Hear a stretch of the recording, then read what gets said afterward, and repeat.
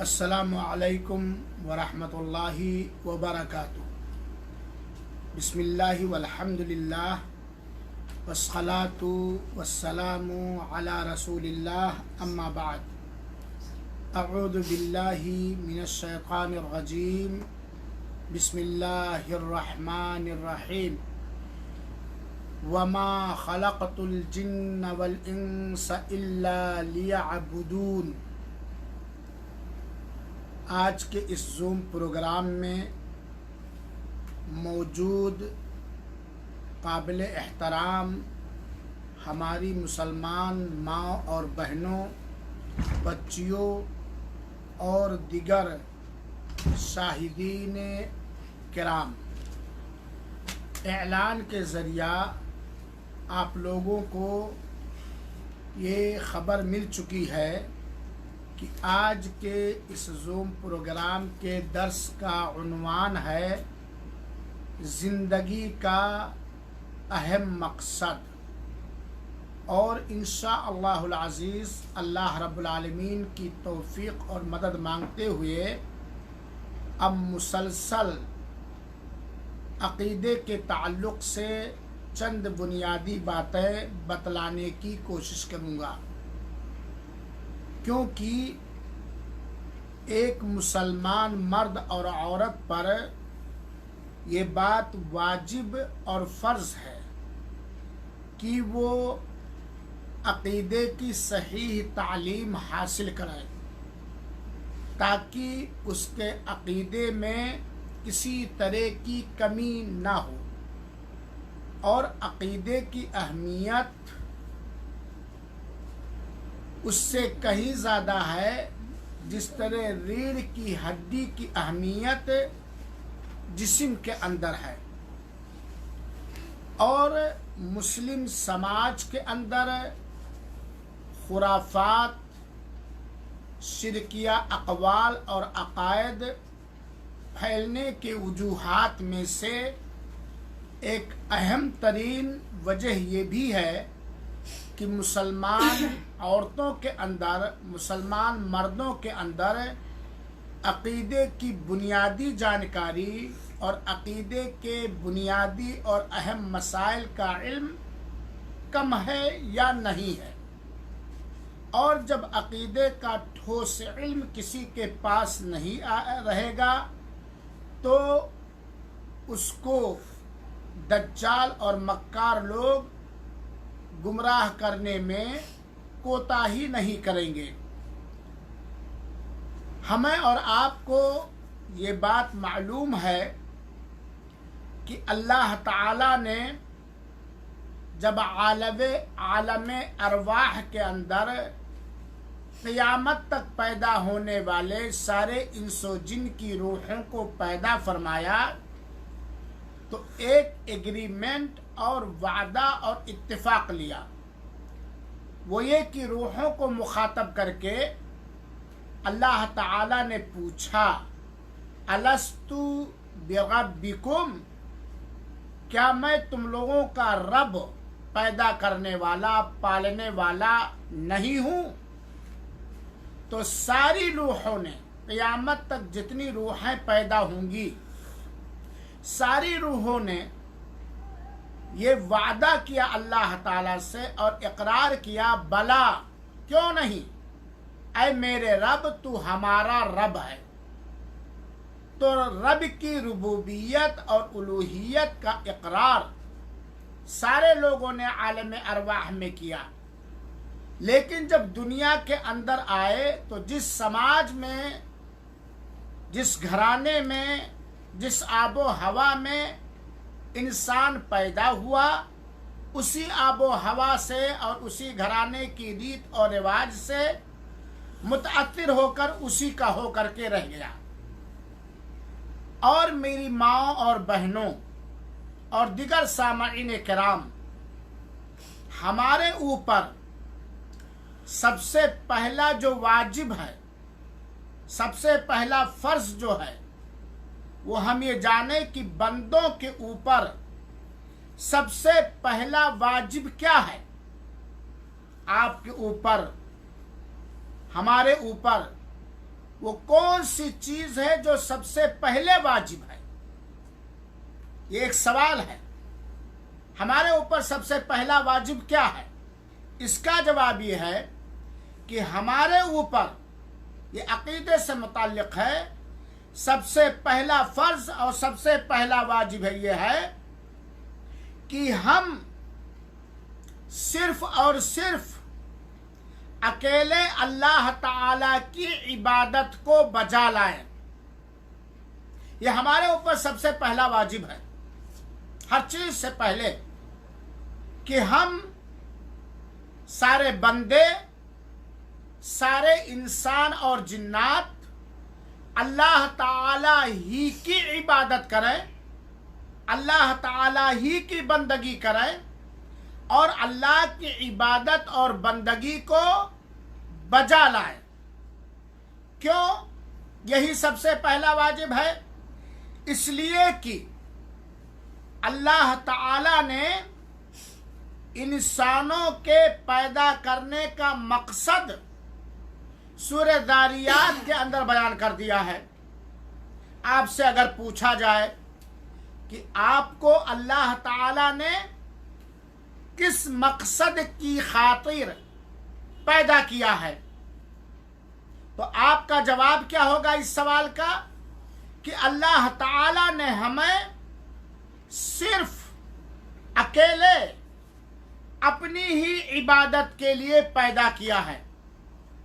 گویا انسانی زندگی کا مقصد ہی ہے اللہ تعالی کی عبادت کو بجا لانا، اللہ کی عبادت کرنا، اللہ کی بندگی کرنا، اللہ کی پرستش کرنا.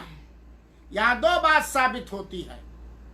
پہلی بات تو یہ کہ اللہ تعالیٰ نے ہم سبوں کو، بلکہ سارے انس و جن کو، انسانوں کو، جناتوں کو اللہ نے ایک نہایت اہم ترین پاک مقصد کے لیے پیدا کیا ہے، پاک غرض و غایت کے لیے پیدا کیا ہے.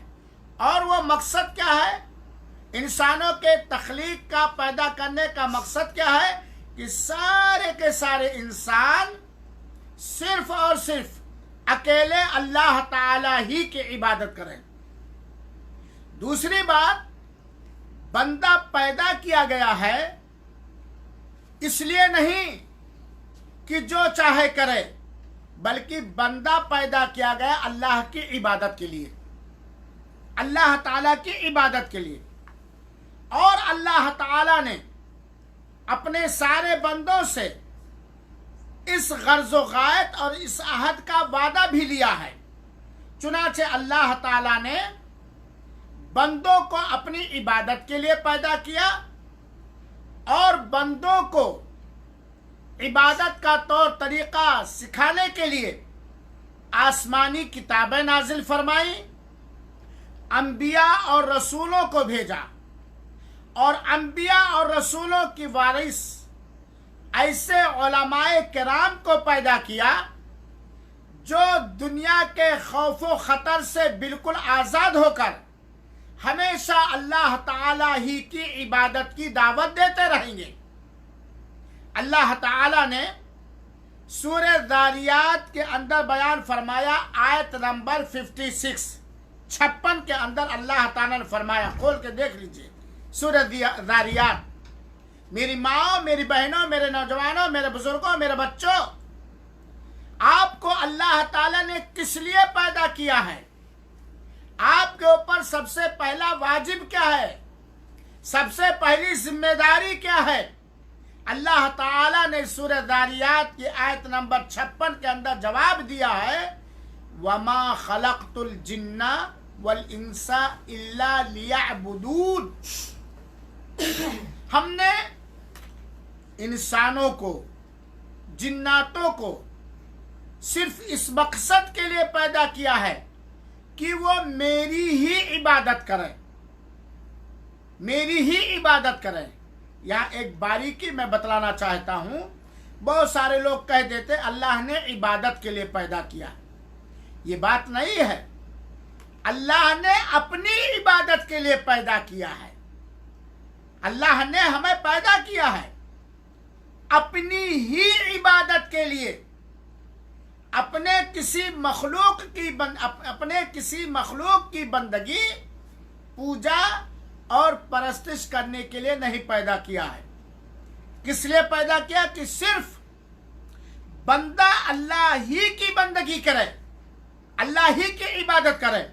वरना देखा जाए तो हिंदू भी पूजा पाठ करता है, इबादत करता है, क्रिश्चियन भी इबादत करता है, यहूदी भी इबादत करते हैं इबादत की नहीं, लेकिन अल्लाह की इबादत वो नहीं करते। अल्लाह की इबादत में अल्लाह के मखलूक को भागीदार, साझीदार, शरीक व साझीदार करते हैं। अल्लाह ताला ने सूरह ज़ारियात की आयत नंबर 56 के अंदर बतला दिया कि ऐ इंसानों, ये सबक याद रखो, तुम्हें इसीलिए पैदा किया है कि तुम बंदे मेरे हो, बंदी मेरी हो, मेरे हो, मेरी ही इबादत करो। गोया इंसान की जिंदगी का सबसे पहला अहम बुनियादी मकसद है अल्लाह ही की इबादत करना। अब आप जान गए कि अल्लाह ने आपको किस लिए पैदा किया है। जिंदगी का मकसद क्या है?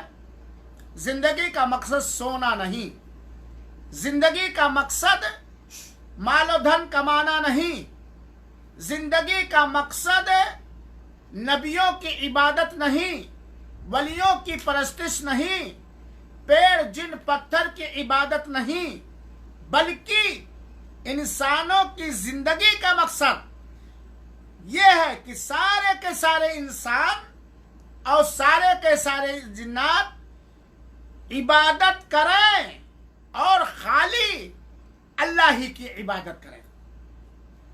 और इसी को तौहीद उलूहियत कहा जाता है।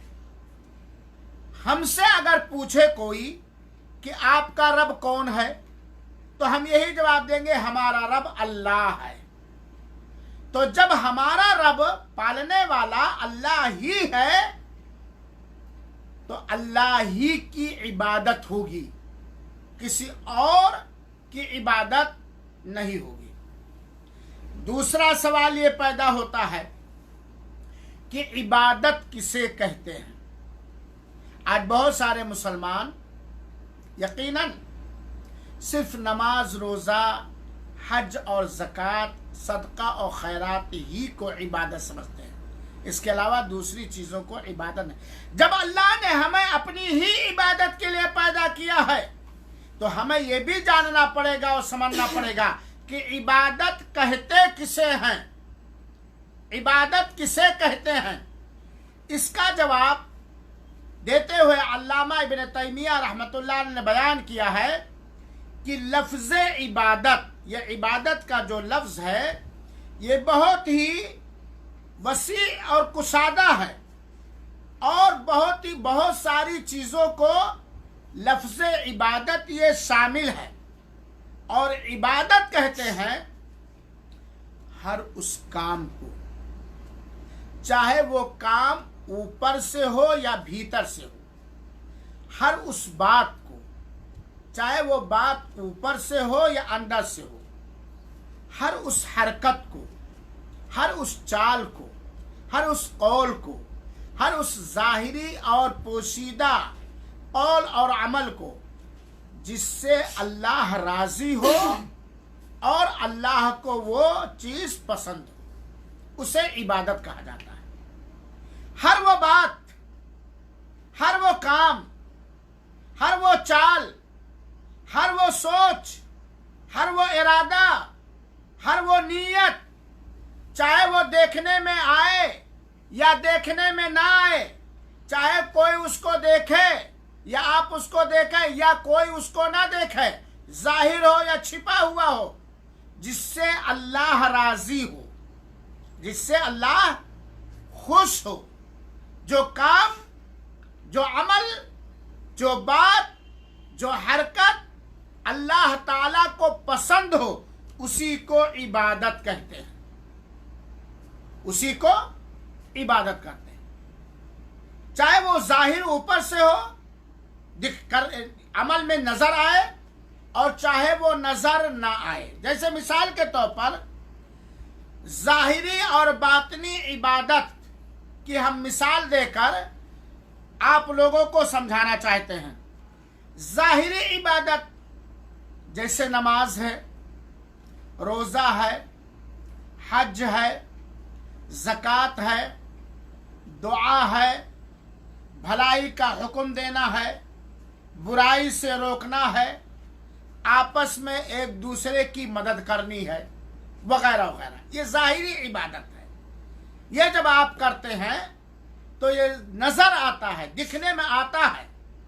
ہم بول رہے ہیں یہ ظاہری عبادت ہے. تو ظاہری عبادت نماز، روزہ، حج، زکوٰۃ، صدقہ، خیرات، مریض کی عادت وغیرہ وغیرہ جو دیکھنے میں آئے. باطنی عبادت جیسے محبت ہے. محبت دل کے اندر چھپی ہوئی عبادت ہے اور اس کی نشانیاں ظاہر ہوتی ہیں.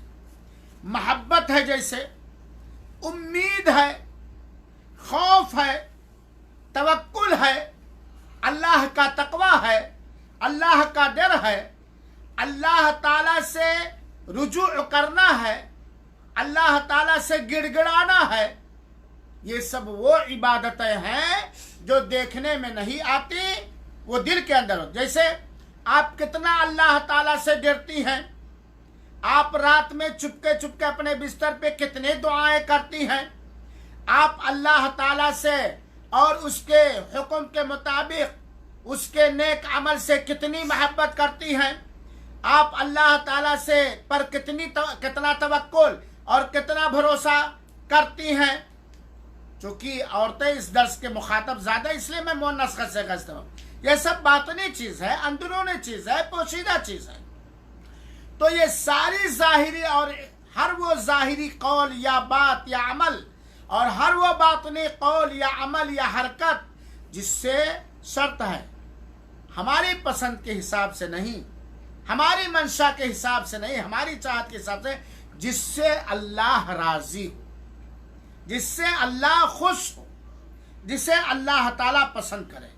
تو عبادت کہتے ہیں ہر اس ظاہری اور باطنی قول، بات، عمل کو جسے اللہ تعالیٰ پسند کرتا ہو، جس سے اللہ تعالیٰ راضی ہو.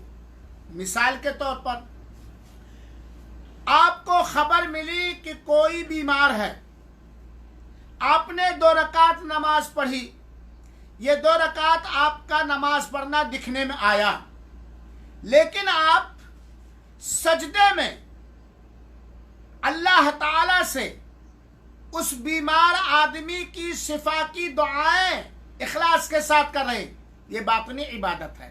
کوئی سن نہیں رہا ہے، کوئی دیکھ نہیں رہا ہے. نماز پڑھنے کے بعد بنا ہاتھ اٹھائے اپنے روم میں گئی، یا ہاتھ اٹھا کے اپنے، یہ کوئی دکھ نہ رہا، یہ باطنی عبادت ہے. تو یہ ہے عبادت کی تعریف، اور اسی لیے اللہ تعالیٰ نے پیدا کیا. اسی طریقے سے ایک بندہ یا ایک بندی جب اللہ تعالیٰ کی توفیق سے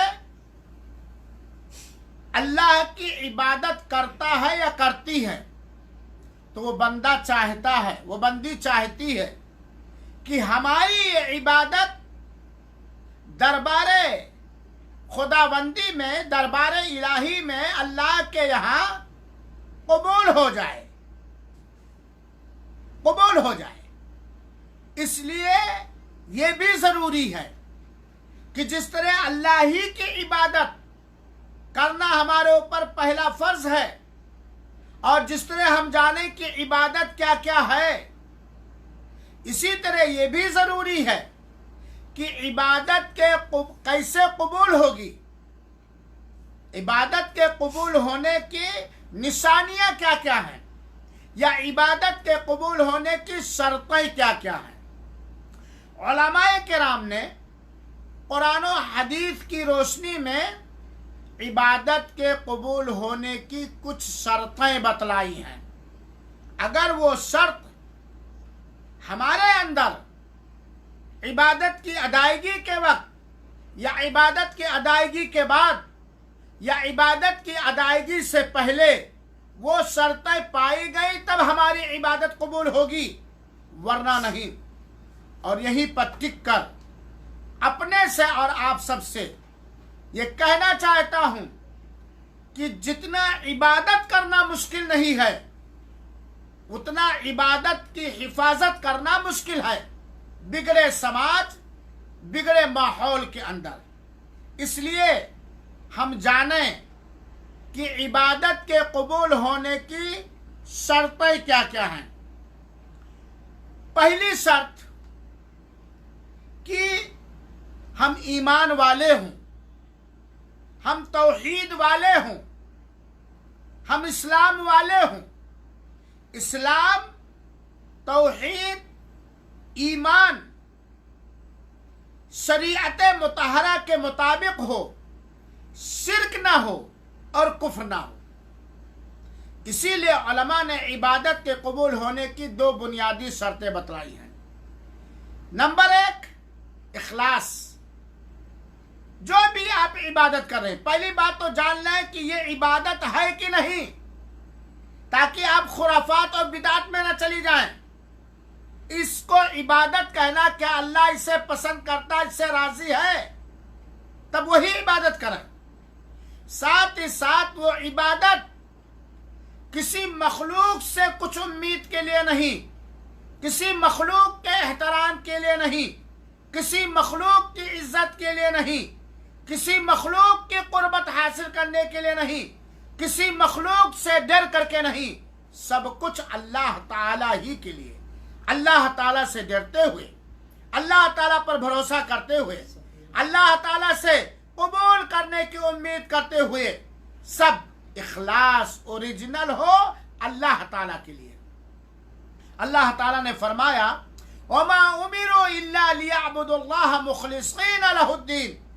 ہم کو، آپ کو، سارے لوگوں کو اسی لیے پیدا کیا ہے کہ ہم اللہ تعالیٰ کی عبادت کریں، اس کے لیے دین کو خالص کرتے ہوئے، اوریجنل، کسی طرح کی کوئی ملاوٹ نہ ہو۔ اور دوسری چیز، عبادت کے قبول ہونے کی پہلی شرط اخلاص، اور دوسری شرط نبی کریم صلی اللہ علیہ وسلم کی پیروی۔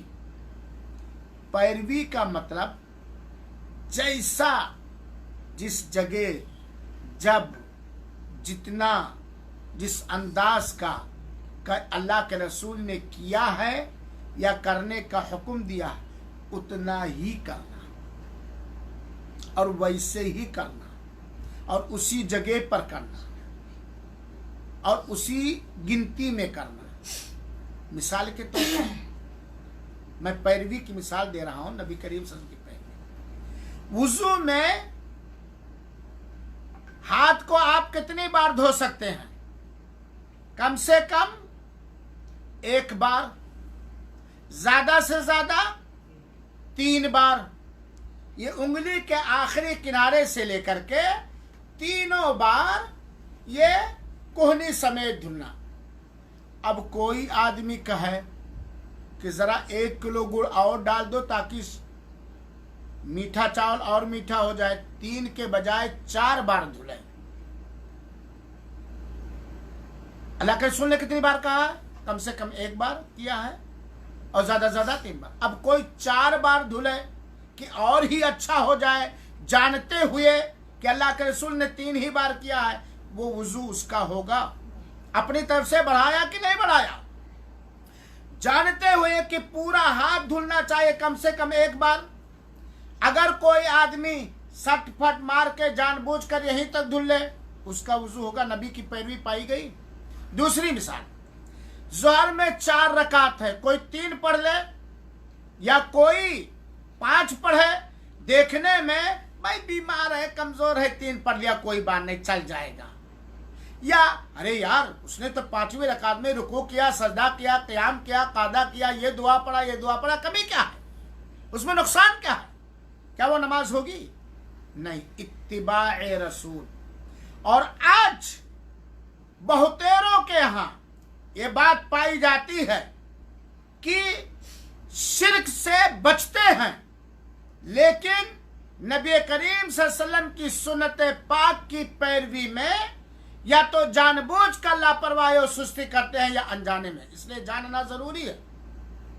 इबादत भी जानना है, कौन सी चीज इबादत है ये भी जानना है, और जानने के साथ साथ उसकी अदायगी में पूरी मेहनत भी करनी है और इखलास के साथ अदा करनी है, और साथ ही साथ नबी करीम सल्लल्लाहु अलैहि वसल्लम की सुन्नत मुतहरा की पैरवी भी है। तो आपको बतलाया कि हमारी और आपकी जिंदगी का मकसद क्या है, इबादत किसे कहते हैं और इबादत के कबूल होने की शर्तें क्या हैं। अकीदे से जुड़ा हुआ एक अहम मसला आज के इस दर्स में और जान लें, और वो ये है कि अल्लाह ताला ने दीन के कुछ उसूल और ज़ाब्ते और जड़ें बनाई हैं। दीन के उसूल क्या है, दीन की बुनियाद क्या है। दीन कह रहा हूं, इस्लाम और ईमान नहीं कह रहा हूं। दीन की बुनियाद, दीन के ज़ाब्ते, दीन के उसूल क्या है। अगर कोई पूछे तो जानना चाहिए, और ये बहुत अहम चीज है। तो आपको दीन के उसूल कितने हैं, दीन की जड़ें कितनी हैं, दीन की अहम बुनियादें कितनी हैं? 3। दीन के 3 उसूल हैं। इन तीनों उसूलों के बारे में इल्म हासिल करना, मारिफत हासिल करना, जानकारी हासिल करना इंसान के ऊपर फर्ज और वाजिब है। और अगर कोई दीन के इन तीनों उसूलों को नहीं समझ सका, नहीं जान सका, कतअन वो दीन के हुकूक की अदायगी नहीं कर पाएगा और ना ही अल्लाह उसके रसूल के हुकूक की अदायगी कर पाएगा। तो एक सवाल याद कर लें, दीन के उसूल कितने हैं? इसका जवाब, दीन के उसूल 3 हैं। दीन के कितने उसूल हैं? 3 उसूल हैं, 3 जड़ है, 3 बुनियाद हैं। आपके समझाने के लिए कह रहा हूं। और वो तीनों हैं कौन कौन? पहला उसूल, पहला ज़ाब्ता, पहला कायदा ये है कि हर बंदा अपने रब को पहचाने, अपने रब के बारे में इल्म हासिल करे, रब की मारिफत हासिल करे। दीन के जो 3 उसूल हैं उनमें पहली असल ये है रब की मारिफत। रब कौन है? रब, उसके हुकूक क्या है, उसकी खुसूसियतें क्या है, और रब को हमने कैसे जाना और पहचाना? रब को हमने उसकी निशानियों के जरिए हमने पहचाना। तो रब की मारिफत कि अल्लाह ताला ही अकेला हमारा खालिक है, हमारा मालिक है, हमारा राज़िक है, हमारा पालनहार है। उसी ने हमें पैदा किया, कायनात के सारे जर्रों को पैदा किया, सारी चीजों को पैदा किया। सबसे पहले अपने रब को पहचाना, क्योंकि कब्र में जब जाएंगे तो सबसे पहला सवाल क्या होगा? रब की मारिफत जरूरी है, रब की पहचान जरूरी है, क्योंकि जब फरिश्ते हमारा टेस्ट लेंगे तब सबसे पहला जो क्वेश्चन और सवाल होगा, मर रब्बुका, तुम्हारा रब कौन है। इसलिए रब की मारिफत, रब की पहचान, रब की जानकारी ये सबसे पहला वाजिब है दीन के उसूल की मालूमात में से। तो दीन के जो 3 उसूल है, पहला असल क्या है? रब की जानकारी हासिल करना, रब की मारिफत हासिल करना, रब की पहचान करना। अब ये पहचान कहां से होगी? रब की मारिफत कहां से होगी? कुरान और नबी पाक सल्लल्लाहु अलैहि वसल्लम की सही सुन्नत पाक से। कुरान पाक और नबी पाक सल्लल्लाहु अलैहि वसल्लम की सही अहादीस से होगी। दूसरा असल क्या है? अपने दीन की मारिफत, अपने दीन की बुनियादी असासी अहम चीजों की जानकारी, दीन की मारिफत। दीन की पहचान, दीन का इल्म, दीन का की जानकारी, ये बहुत जरूरी है। क्योंकि कब्र के अंदर जो दूसरा सवाल होगा, मा दीनों का, तुम्हारा दीन क्या है, तुम्हारा दीन क्या है। ये कह देंगे, लोग कहते थे मुसलमान इस्लाम इस्लाम, बस वहां नहीं आएगा। दीन की मारिफत, और दीन की मारिफत का मतलब कि दीन इस्लाम क्या है, इसके बुनियादी हुकूक क्या हैं, इसमें क्या क्या चीजें हैं, इसके अरकान क्या है, इसके पिलर्स क्या है, इसकी बुनियादें क्या है। पहला असल याद कर लीजिए, दीन के 3 उसूल, रब की मारिफत, दूसरा दीन की मारिफत। अब आप खुद सोचें, अगर कोई आदमी रब की मारिफत ना हासिल कर पाए और दीन की मारिफत ना हासिल कर पाए, वो कैसा मुसलमान होगा और किस तरह वो अपने रब के साथ बर्ताव करेगा और अपने दीन पर कैसे चलेगा। तीसरी असल है अपने नबी की पहचान, अपने नबी की मारिफत। हमारे आखिरी ज़माना नबी कौन है, क्या है,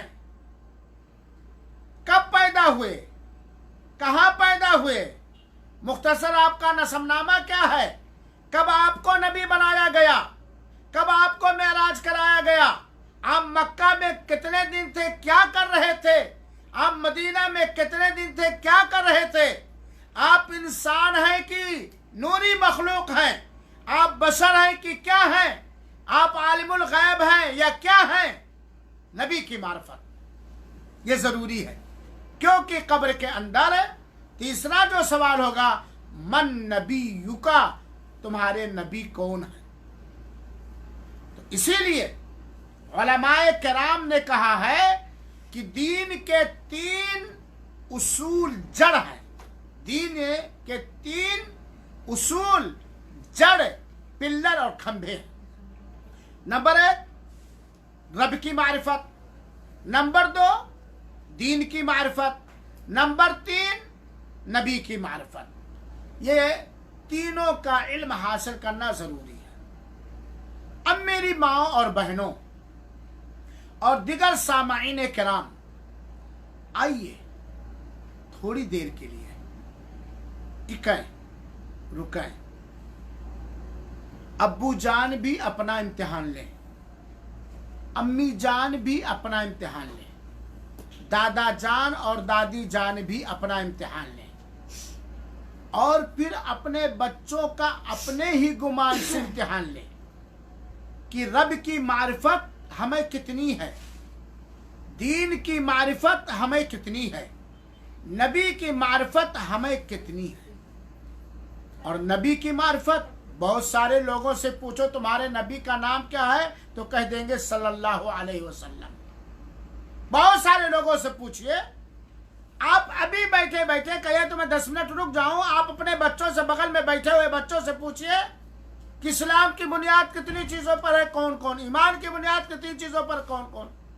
पूछ लीजिए तुम्हारा रब कौन है, कहाँ है, उसके हुकूक क्या, उसकी कुदरतें क्या है। शौहर अपने बीवी से, अगर शौहर बैठा हो तो अपनी बीवी से पूछे, और बीवी बैठी हो साथ में तो अपने शौहर से बैठे पूछे, और अपने बच्चों से हम पूछें कि रब की मारिफत, नबी की, दीन की मारिफत, मारिफत माने पहचान, जानकारी, इल्म, नबी की मारिफत कितनी है। पूछिए अपने बच्चों से कि नबी करीम सल्लल्लाहु अलैहि वसल्लम के ऊपर जब पहली वही आई थी तो कौन सी आयत थी, कहाँ आई थी वो वही, आपका नसबनामा क्या है, अमाई खदीजा ने आपके साथ क्या क्या, वगैरह वगैरह। मेरी माँ और बहनों, मेरे अजीज बच्चों और बच्चियों और सामाईन किराम, दुनियावी इल्म के पीछे हम जितना तेज भाग रहे हैं, दुनियावी वसाइल के फराहम करने में हम जितना तेज दौड़ रहे हैं, जरा अपने मन में झांक कर हम देखें कि क्या हम दीन के 3 उसूल को जानने के बारे में, जबकि बगैर दीन के इन 3 उसूलों के जाने बगैर कोई मुसलमान नहीं हो सकता, हो ही नहीं सकता। जो अपने रब को ना पहचाने, जो अपने दीन को ना पहचाने, جو اپنے نبی کو نہ پہچانے وہ کہاں کا مسلمان، کس درجے کا مسلمان ہوگا؟ تو یہ ضروری ہے. آپ سے اگر کوئی پوچھے، بلکہ آپ سیکھیے، کتابیں پڑھیے عقیدے کی. دین کے کتنے اصول اور جڑیں ہیں؟ 3: رب کی معرفت، دین کی معرفت، اور رسول اکرم صلی اللہ علیہ وسلم کی معرفت. رب کی معرفت، رب کا معنی عام طور پر خالی پالنے والا کر دیا جاتا ہے، حالانکہ رب کا معنی مالک کل، سردار، جس کو دنیا اور دنیا کے نظام چلانے کا اکیلے اختیار ہو. اور وہ ہستی، رب کا مطلب وہ ذات اقدس، وہ ہستی جو دونوں جہانوں کی اپنی نعمتوں سے، اپنی مہربانی سے تربیت کرتا ہے، پرورش کرتا ہے، اور رب ہی اکیلے بندوں اور بندیوں کی عبادت کا حقدار اور مستحق ہے. مارنے والا، جلانے والا، بیماری لانے والا، بیماری دور کرنے والا، کورونا لانے والا، کورونا بھگانے والا، امیری لانے والا، غریبی لانے والا، سورج نکالنے والا، سورج ڈبونے والا، سورج میں گرہن لگانے والا، بدلیاں لانے والا، سوکھا لانے والا، بارش برسانے والا، گرمی کرنے والا، سردی کرنے والا، وغیرہ وغیرہ. یہ رب، مالک، مختار کل، سردار، اور وہی اکیلا رب بندوں کی ساری عبادتوں کا اکیلا حقدار ہے. اللہ کی عبادت میں کسی کو کسی پرکار کی ساجھیداری قطعاً حاصل نہیں ہے. یہ رب کی معرفت. اسی لیے اللہ تعالیٰ نے، اور اسی کو توحید ربوبیت کہا جاتا ہے، یعنی اس بات پر ایمان اور یقین کہ اکیلا اللہ ہی ہمیں مارنے والا، پالنے والا، اور زندگی اور موت کے مالک، دنیا کو چلانے والا وہی اکیلا اللہ ہے جو عرش بری پر ہے. اور یقیناً اگر اس پر ہمارا ٹھوس یقین اور ایمان ہو جائے تو پھر ہم جو کچھ سہارا کریں گے، جو کچھ بھروسہ کریں گے، جو کچھ مانیں گے، جو کچھ بھی عبادت، اسی اللہ تعالیٰ. اسی لیے سورہ فاتحہ کے اندر اللہ تعالیٰ نے کیا فرمایا؟ الحمد، ہر طرح کی تعریف. یہ توحید ربوبیت کی دلیل بھی دے رہا ہوں. ہر طرح کی تعریف، جس طرح کی تعریف ہو سکتی ہے، جس طرح کی تعریف کا حقدار کوئی ہو سکتا ہے، للہ، کس کے لیے ہے؟ اللہ تعالی ہی کے لیے.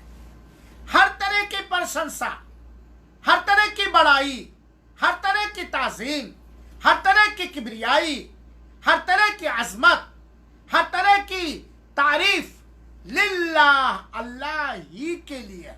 گویا اللہ کی جس طرح تعریف و تعظیم و کبریائی بیان کی جائے گی، نہ کسی نبی کی، نہ کسی ولی کی، نہ کسی بزرگ کی.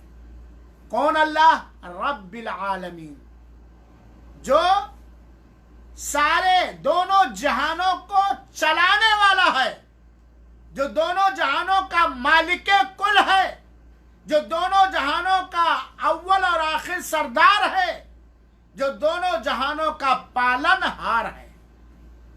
یہ رب کا معنی ہونا چاہیے. بچوں کو سمجھائیے رب کا معنی کیا ہے، اور تمہیں رب ہی کی عبادت کے لیے پیدا کیا گیا. اسی طرح ایک سوال اور پیدا ہوتا ہے، اور وہ جاننا چاہیے کہ ہمارے اور آپ کے اوپر اللہ تعالی کا حق کیا ہے. بندوں کے اوپر اللہ کا کیا حق ہے، اور اللہ کے اوپر بندوں کا کیا حق ہے. آپ سے کوئی پوچھے کہ آپ کے اوپر اللہ کا کیا حق ہے اور تمہارا اللہ پر کیا حق. بہت سارے حقوق ہیں، لیکن ایک بنیادی جڑ کہ وہ حق سب سے بڑا حق ہے. بندوں کے اوپر اللہ تعالی کا یہ حق ہے، اور یہ حق خالی اللہ تعالی ہی کا ہے. ان یعبدوہ वला युश्रिकु बिही शैआ, कि लोग अल्लाह ही की इबादत करें। इबादत करें और किसकी इबादत करें? अल्लाह ताला ही की इबादत करें। पहला हक इबादत करें और खाली अल्लाह ही की इबादत करें, अकेले अल्लाह की इबादत करें।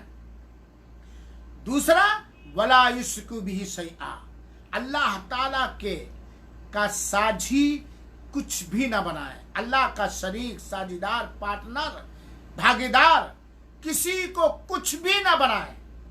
एक आदमी अल्लाह की इबादत करता है लेकिन अल्लाह के साझीदार बनाता है, अल्लाह के बराबर किसी को समझता है, वो अल्लाह का हक अदा नहीं करता। तो बंदों के ऊपर, हमारे और आपके ऊपर अल्लाह का हक ये है कि हम खाली अल्लाह ही की इबादत करें, अल्लाह की बंदगी में, अल्लाह की पूजा में, अल्लाह के परस्तिश में, अल्लाह की इबादत में कुछ भी शरीक ना करें। मैंने तर्जमा किया शैआ का कुछ भी नहीं, न कोई नबी, न कोई वली, न कोई पीर, न कोई पैगंबर, न कोई फरिश्ता, न कोई देव, न कोई दूत, न कोई पत्थर, न कोई पेड़, न कोई ताकत, न कोई शक्ति, कुछ भी शरीक ना करें। क्यों ना करें भाई? इसलिए कि सारी चीजों का रब कौन है? अल्लाह ही है। सारी चीजों का पैदा करने वाला अल्लाह ताला है। और जब एक बंदा अल्लाह ही की इबादत करे और अल्लाह की इबादत में कुछ भी शरीक और साझीदार न करे, ऐसे बंदे का अल्लाह पर यह हक वाजिब हो जाता है कि अल्लाह ताला उसे हमेशा हमेशा जहन्नम में न रखे और उसे बख्श दे। ये अल्लाह ताला का हक हो जाता है। जब बंदा अल्लाह के हुकूक को बजा लाए तो फिर ऐसी सूरत में उस बंदे का अल्लाह ताला पर यह हक वाजिब होता है कि अल्लाह ताला उसे जहन्नम के अंदर न डाले या हमेशा हमेशा जहन्नम के अंदर न रखे। ये तौहीद की बरकत और तौहीद की फजीलत है। एक और सवाल का जवाब देकर के दर्स को मैं ख़त्म करना चाहता हूँ। सवाल ये है, बंदे के अपने रब के साथ मोहब्बत की निशानी और अलामत क्या है? कैसे हम जाने कि अल्लाह ताला, हम अल्लाह ताला से मोहब्बत करते हैं? जांचना चाहिए, परखना चाहिए, अपना इम्तिहान लेना चाहिए। हम ये कैसे महसूस कर सकें कि हम जिस रब पर ईमान लाते हैं, जिस रब की इबादत के लिए पैदा किए गए हैं, जिस रब की मारिफत और पहचान हमारे ऊपर अव्वली फर्ज है, हम अपने रब से मोहब्बत करते हैं कि नहीं करते हैं? इसकी निशानी कैसे हम महसूस करें कि हमें अपने रब से अकीदत और मोहब्बत है? होना चाहिए कि नहीं होना चाहिए? हम सबसे मोहब्बत करते हैं, अपने बच्चों से, अपने रिश्तेदारों से, अपने मुहसिनों से, अपने दोस्तों से, लेकिन सबसे बड़ा एहसास हमारे ऊपर सबसे बड़ा मुहसिन कौन है? रब। तो बंदे की अपने रब के साथ मोहब्बत की अलामत और निशानी क्या है, ये जानना जरूरी है। इसका जवाब ये है कि बंदे की अपने रब से मोहब्बत की निशानी ये है कि बंदा उसी चीज को पसंद करे जिसे रब पसंद करता है। अपनी पसंद को, अपनी चाहत को, अपनी सोच को, अपनी फिक्र को अल्लाह की पसंद पर, अल्लाह की चाहत पर कुर्बान कर दे। अल्लाह ताला हम सबको तौफीक दे। हम कैसे जाने कि हमें अपने रब से मोहब्बत है? जब हम अपनी चाहत, अपनी मंशा अल्लाह की चाहत पर, अल्लाह की मोहब्बत पर कुर्बान कर दें। ये नहीं कि अल्लाह की चाहत ये है और हम ये करेंगे। अल्लाह तौफीक दे और हिदायत दे सबको। अल्लाह हमसे ये चाहता है और हम ये चाहते हैं। जब बंदा अपनी हर चाहत को, अपनी हर मोहब्बत को अल्लाह की चाहत पर, अल्लाह के मुतालिबे पर, अल्लाह की मोहब्बत पर कुर्बान कर दे और साथ ही साथ बंदा उन सारी चीजों को नापसंद करे, बंदा उन सारी चीजों से घिन खाए, बंदा उन सारी चीजों से नफरत करे जिन चीजों से नफरत अल्लाह ताला करता है। गोया बंदा की मोहब्बत वो हो जो अल्लाह चाहता है और बंदे को उन सारी चीजों से नफरत हो जिन चीजों से नफरत अल्लाह ताला का को हो। बंदा उन चीजों से नाराज रहे जिन चीजों से अल्लाह ताला नाराज रहता है और बंदा अल्लाह के हुक्म को अदा करने में अपने सारे कारोबार को पीछे छोड़ दे और अल्लाह के हुक्म की अदायगी करे और बंदा उन सारी चीजों से बचे, अल्लाह तौफीक दे जिससे बचने का अल्लाह ताला ने हुक्म दिया है और बंदा अल्लाह के नेक बंदों से दिली मोहब्बत करे और अल्लाह ताला के दुश्मनों से, अल्लाह ताला के बाकी बंदों से नफरत करे और दुश्मनी करे। जिसके अंदर ये चीजें पाई जाएं वो जान ले कि वो अल्लाह ताला से मोहब्बत करता है, अल्लाह ताला से लगाव है उसको, अल्लाह ताला से उसको एक तरह से कहने के लिए का हमदर्दी है। तो हमें ये भी जानना चाहिए। लिहाजा मेरी माँ और बहनों, ये अकीदे के चंद मसाइल मैंने आज के दर्स में बतलाया और इंशाअल्लाह अज़ीज़ अगले दर्स में सबक याद कर लीजिए। अल्लाह ने आपको किस लिए पैदा किया है, सवाल नंबर 1। सवाल नंबर 2, इबादत किसे कहते हैं। सवाल नंबर 3, दीन के उसूल कितने हैं, कौन कौन। सवाल नंबर 4, रब का माना क्या है। सवाल नंबर 5, कि रब का बंदों के ऊपर क्या हक है और बंदों का रब के ऊपर क्या हक है। और इसी तरीके से आखिरी सवाल कि हम कैसे जान पाएं कि हमें अल्लाह ताला से मोहब्बत है। अल्लाह ताला से दुआ है कि अल्लाह ताला हम सबको अक़ीदे इस्लामी अक़ीदे की सही तालीम दे और उसे समझने की तौफ़ीक़ अता फ़रमाए और अपने अंदर उन सारी चीज़ों को पैदा करने की तौफ़ीक़ अता फ़रमाए जिसको आज हमने इस दर्स के अंदर सुना है। आमीन। वस्सलामु अलैकुम व रहमतुल्लाहि व बरकातुहू। व जज़ाकुमुल्लाहु खैरा।